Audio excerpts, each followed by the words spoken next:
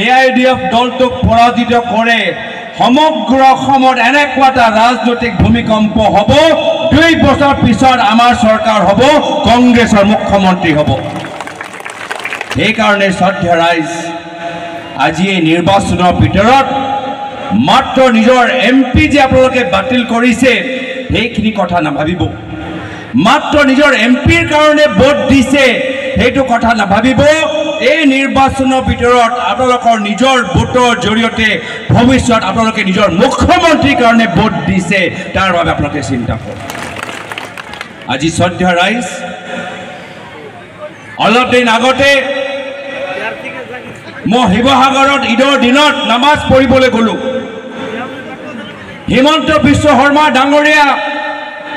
মোক নামাজ পঢ়াটো খুব বেয়া পাইছে বেয়া পাবই স্বাভাৱিক কথা তেওঁ নগাঁৱত গৈ নাচিব পাৰে মই আকৌ মানুহৰ লগত নামাজ পঢ়িব নোৱাৰোঁ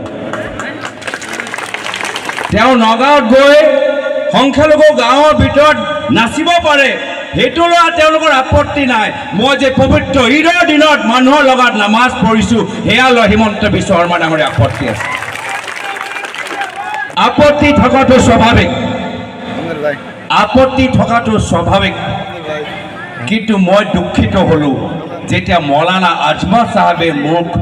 ঈদৰ দিনত নামাজ পঢ়াৰ কাৰণে মোক সমালোচনা কৰিলে আৰু মানুহক ক'লে যে মোক ভোট দিব নালাগে সব এই দুজনৰ নেতাৰ মাজত কিমান ঘনিষ্ঠ বন্ধুত্ব একেদিনে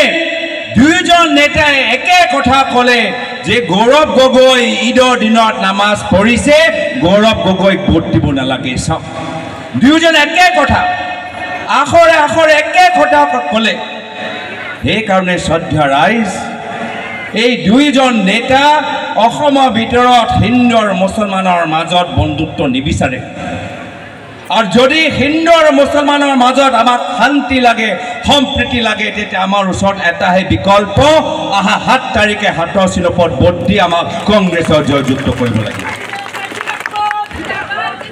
আজি শ্ৰদ্ধেয় ৰাইজ